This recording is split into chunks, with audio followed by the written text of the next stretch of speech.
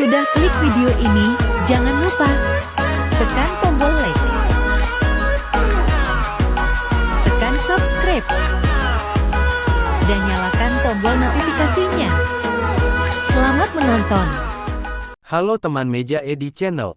Suasana sidang Kabinet Paripurna di Istana Negara mendadak berubah tegang. Presiden Prabowo Subianto, dengan nada serius dan tatapan tajam, menghentikan jalannya rapat. Bukan tanpa alasan, dana bantuan bencana senilai 4 miliar rupiah yang diperintahkan Presiden untuk segera disalurkan ke daerah terdampak dipertanyakan langsung di hadapan seluruh menteri. Dan satu nama menjadi sorotan. Menteri Dalam Negeri, Tito Karnavian.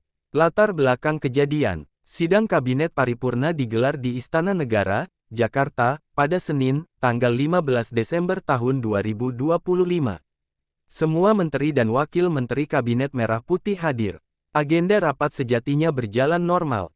Namun, Presiden Prabowo membawa satu isu penting ke meja sidang. Penyaluran dana bantuan untuk daerah yang terdampak bencana. Dalam rapat itu, Prabowo mengungkapkan bahwa dirinya telah menginstruksikan pengiriman dana senilai 4 miliar rupiah kepada para bupati dan wali kota di daerah terdampak. Dana tersebut, kata Prabowo, dikirim di luar anggaran pemulihan, dan harus sampai maksimal 3 hari setelah instruksi diberikan. Pernyataan tegas Prabowo, dengan suara datar namun penuh penekanan, Prabowo menyampaikan pernyataan yang langsung membuat ruangan hening. Prabowo kutipan narasi, saya sudah mengirimkan dana 4 miliar rupiah kepada bupati dan wali kota yang terdampak bencana. 3 hari setelah instruksi saya, uang itu seharusnya sudah sampai. Namun, Prabowo tidak berhenti di situ. Ia lalu menatap langsung ke arah Mendagri Tito Karnavian. Tatapan yang, menurut banyak pihak, menunjukkan keseriusan dan ketegasan seorang kepala negara. Momen tegang, Tito Karnavian disorot. Di hadapan seluruh menteri, Presiden Prabowo mengajukan satu pertanyaan yang sangat sederhana. Namun syarat makna. Prabowo, Mendagri, apa benar begitu? Betul, pertanyaan singkat, tapi dampaknya besar. Karena pertanyaan ini bukan sekadar soal laporan administrasi. Ini adalah uji efektivitas birokrasi dan ujian kedisiplinan jajaran pemerintah daerah. Prabowo ingin memastikan satu hal, instruksi Presiden tidak boleh berhenti di atas kertas. Pesan tersirat, kepemimpinan dan efisiensi. Momen ini kemudian menjadi viral dan ramai diperbincangkan publik. Banyak yang menilai, sikap Prabowo menunjukkan gaya kepemimpinan yang tegas, langsung, dan tanpa basa-basi.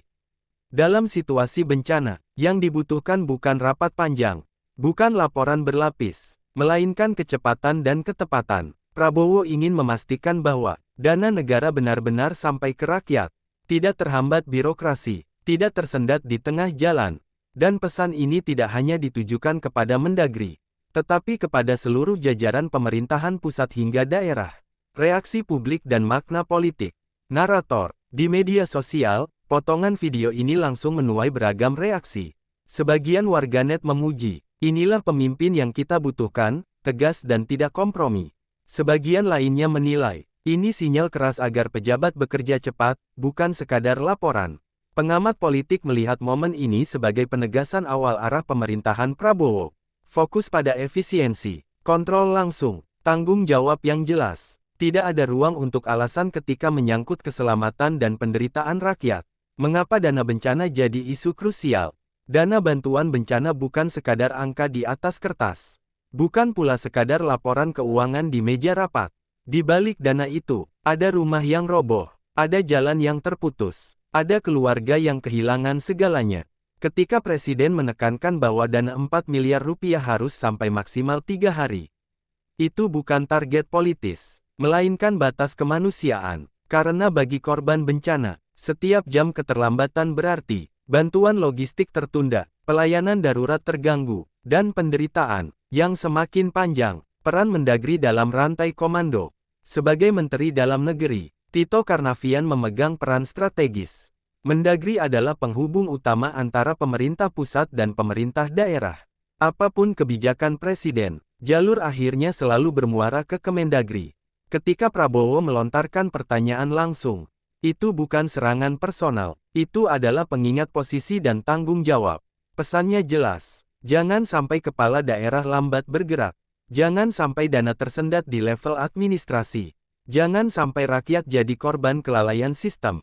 Gaya kepemimpinan Prabowo, komando langsung. Narator, banyak pengamat menilai, apa yang kita saksikan di sidang kabinet itu adalah gaya kepemimpinan komando langsung.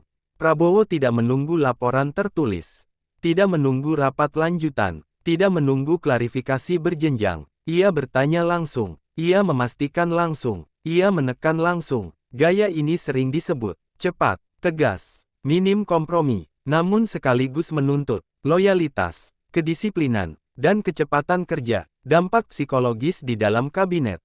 Momen seperti ini meninggalkan dampak besar di internal kabinet. Setiap menteri memahami satu hal. Presiden memperhatikan detail, presiden mengingat instruksi, dan presiden tidak segan meminta pertanggungjawaban di forum tertinggi.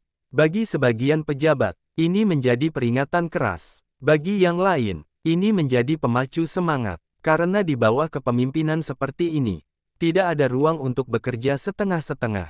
Pesan untuk kepala daerah, sorotan Prabowo di sidang kabinet, juga sejatinya ditujukan kepada para bupati dan wali kota, bahwa dana yang dikirim dari pusat, bukan untuk disimpan, bukan untuk ditunda, dan bukan untuk diputar-putar prosedurnya. Dana itu harus langsung dieksekusi, langsung menyentuh masyarakat, langsung terasa manfaatnya, karena di mata presiden, kepala daerah adalah garda terdepan pelayanan publik. Momen simbolik dalam sejarah awal pemerintahan. Banyak yang menilai, momen ini akan dicatat sebagai salah satu simbol awal pemerintahan Prabowo. Simbol bahwa, negara harus hadir cepat, birokrasi tidak boleh lamban, dan pemimpin tidak boleh ragu bersikap. Bukan soal siapa yang ditegur, tetapi pesan sistemik yang disampaikan ke seluruh struktur negara. Sidang kabinet bukanlah panggung sandiwara. Ia adalah ruang pengambilan keputusan yang menentukan nasib jutaan rakyat. Ketika Presiden Prabowo bertanya, "Mendagri, apa benar begitu?" Betul, itu bukan sekadar pertanyaan. Itu adalah tuntutan akuntabilitas. Itu adalah suara negara kepada aparatnya. Dan itu adalah harapan rakyat agar negara bekerja. Di tengah bencana, yang dibutuhkan rakyat bukan janji, bukan jargon, bukan pencitraan. Yang dibutuhkan adalah kehadiran, kecepatan, dan keberanian mengambil keputusan. Gaya kepemimpinan tegas seperti ini mungkin tidak nyaman bagi sebagian pihak. Namun bagi rakyat yang sedang menderita, ketegasan seringkali menjadi satu-satunya harapan. Kini, bola ada di tangan seluruh jajaran pemerintahan. Apakah instruksi presiden benar-benar dijalankan? Apakah dana benar-benar sampai ke rakyat?